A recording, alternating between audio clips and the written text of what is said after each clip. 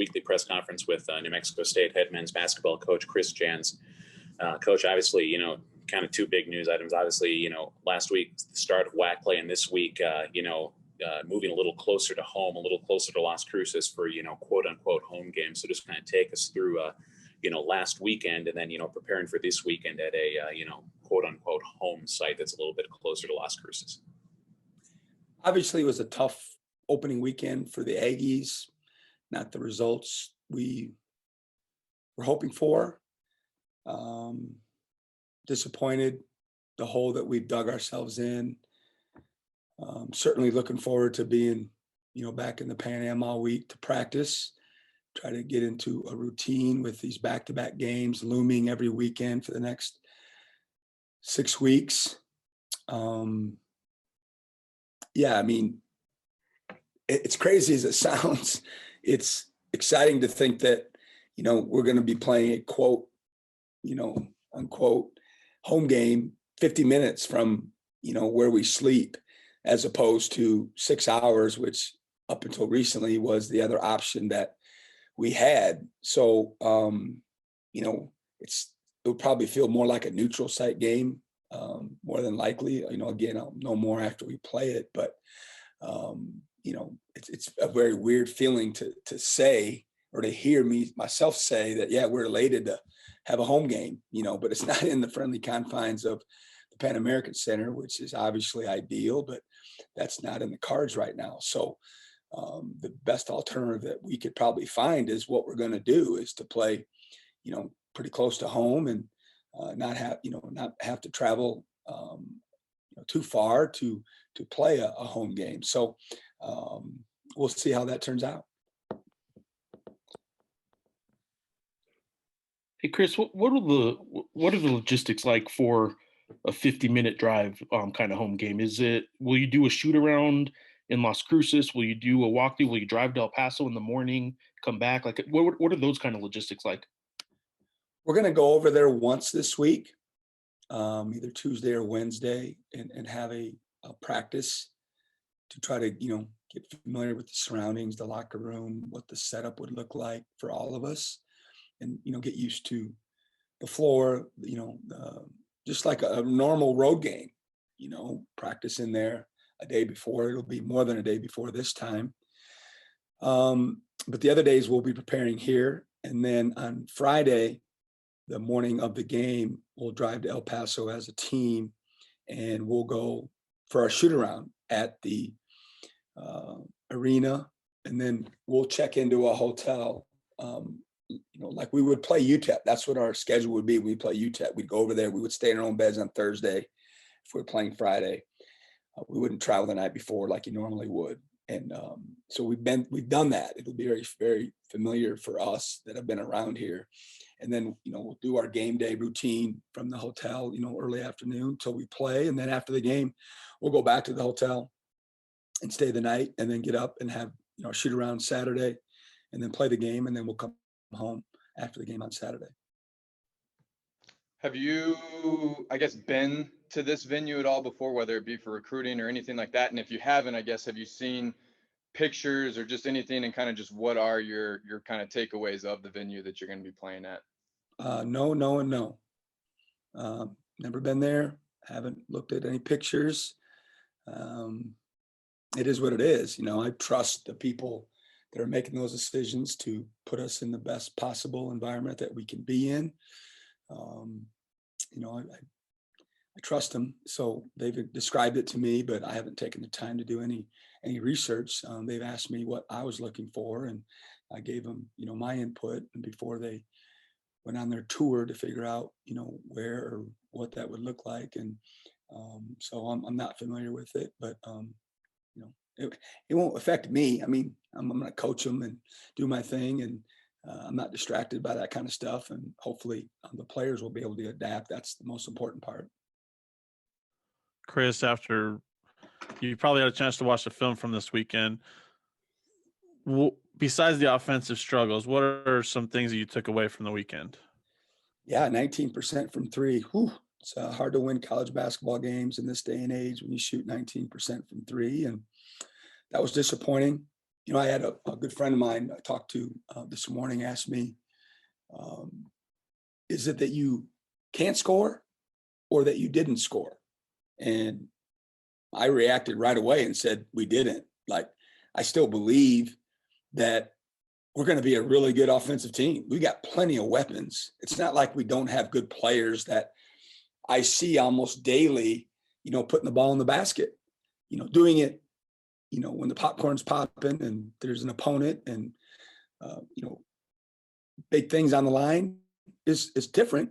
But, I was relying on experience of the guys that were out there playing the majority of the minutes because they've been there, done that, to be able to pick up the slack and, use some mental toughness that they've acquired over time and be able to make shots when we needed them. And after reviewing the film, I certainly needed to help them a little bit more, and I'll continue to try to do that. But at the same time, it's not as if we didn't have a lot of really good looks. They just didn't go in.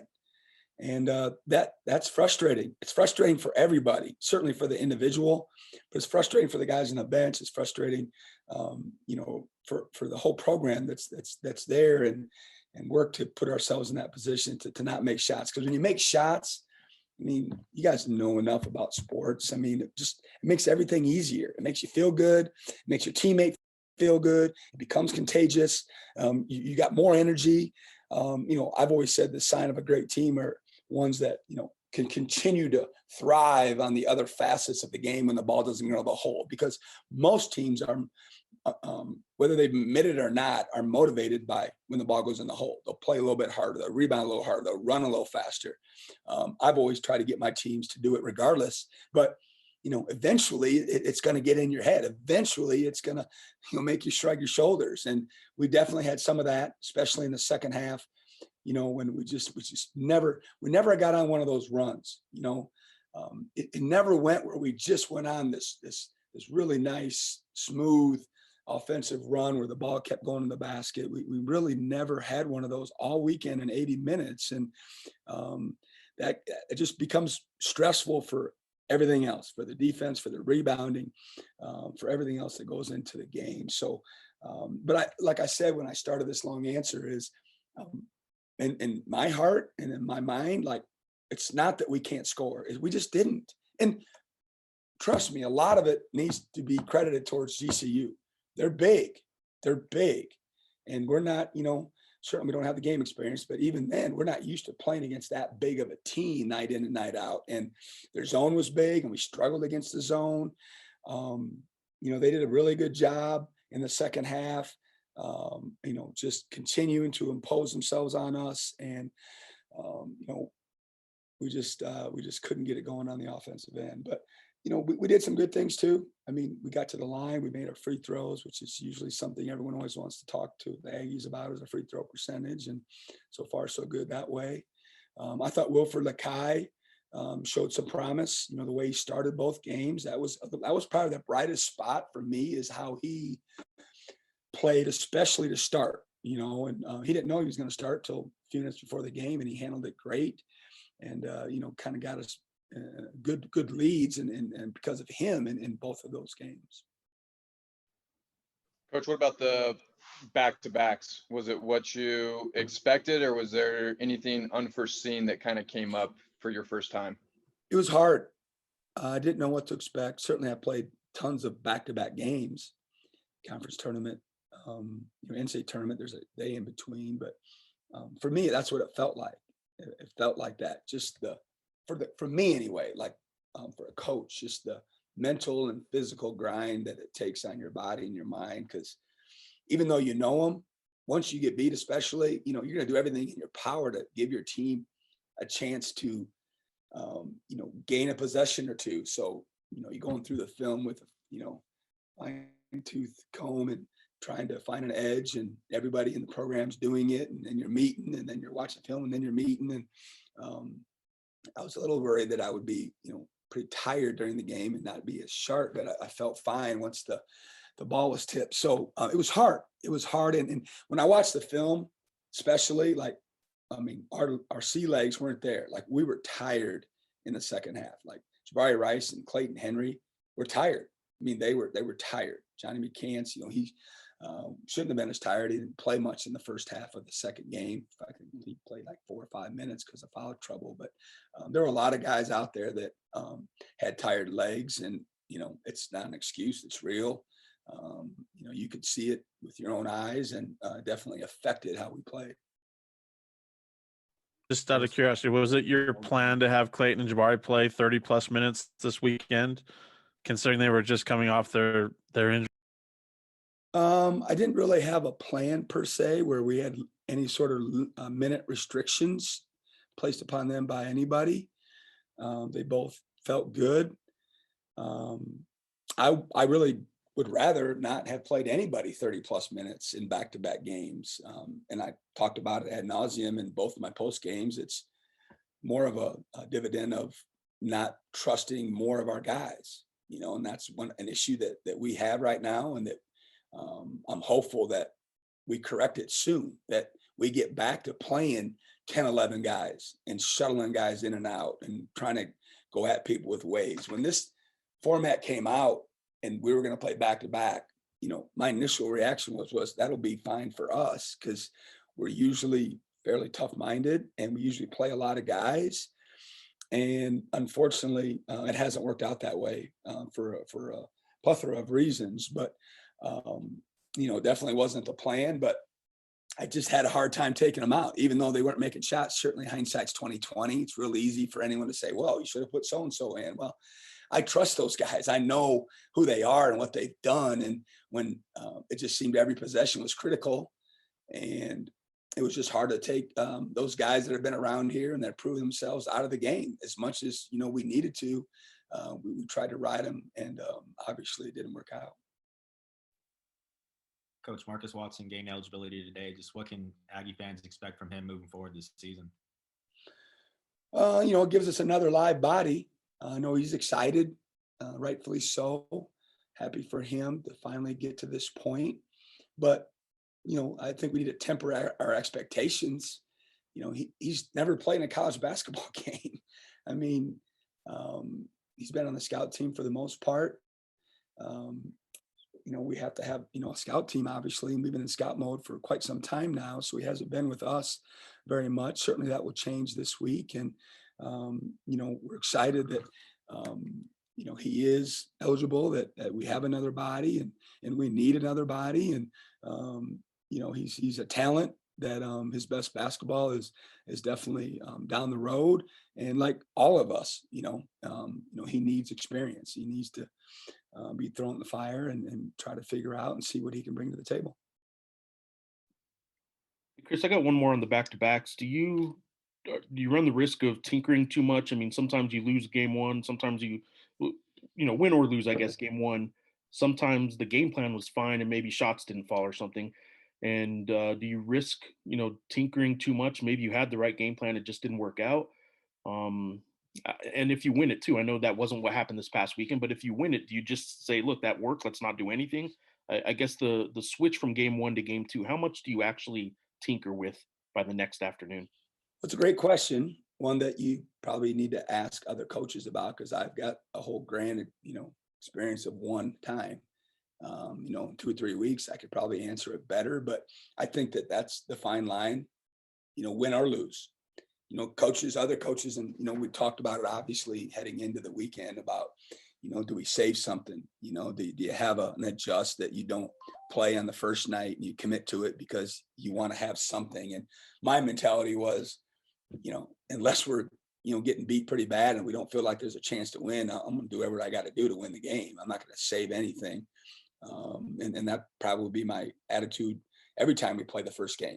If it's a close game and you're in the game, you got to do whatever you have in your arsenal to win the game, and then pick up the pieces the next day and figure out how to try to, win the next game. So, but I definitely think there's a fine line with, like you said, tinkering, using your words, adding, etc. And, we did that. We added some things on Saturday, and it was a little stressful because, do they got it yet? We don't have enough time to practice it in the shoot around. We had 60 minutes, and you can do it in a ballroom, but it's just different. So we'll learn and streamline it as we go along this process.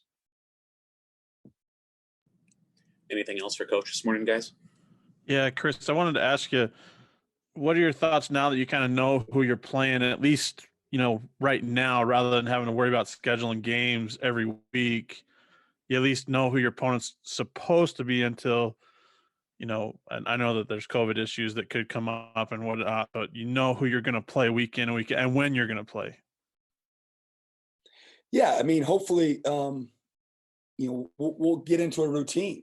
We just got through the first week of practicing at home fully, and then going on the road to play a road game back to back. Well, now we're going to have a full week of playing, practicing at home and then playing in our home game over in El Paso. So, that'll be a new experience this week too, though.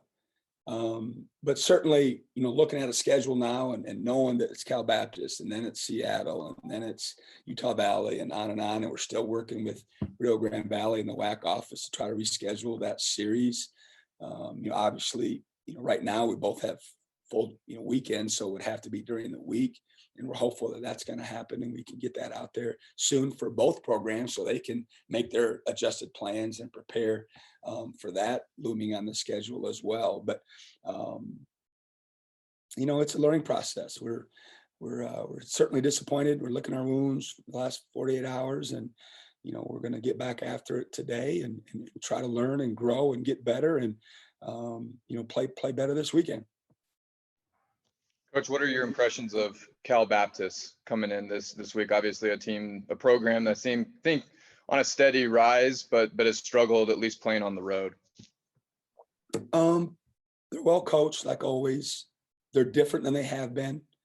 They don't have the explosive guards out front, and they don't have as big a difference between leading scorers and the rest of the team. They have much more balance this year, more of a 3-point shooting team than maybe they've been in the past. And but they've got a lot of guys that are second-year players and some pivotal ones for them that I think, most kids make the biggest jump between year one and year two. And these kids are getting more comfortable on the court. And they added the Florida transfer, Gak, and he's provided a big scoring and rebounding punch for them and someone you have to game plan for. So they look like they like each other. They play together. I think the coaches seem to like, how they're playing and who they have in their program. And, they're going to be excited. They always are when they play us, and we've had some battles with them. And but for us, it don't matter who we're playing. We've got to play better. We've got to have a great week. We've got to do a lot of learning, which I think we will. And we just got to get in rhythm. We had no rhythm and we had no flow for the most part. We couldn't get it going. And again, a lot of that had to do with who we were playing because they're really good and they proved it. But I'm anxious to see what kind of week we have and how we play this weekend. All right. Anything else for Coach this morning, guys? All right, fellas. Appreciate it, man. Y'all have a good week. Thanks, Coach. All right, guys. Thanks, Chris. Charlie. Yeah.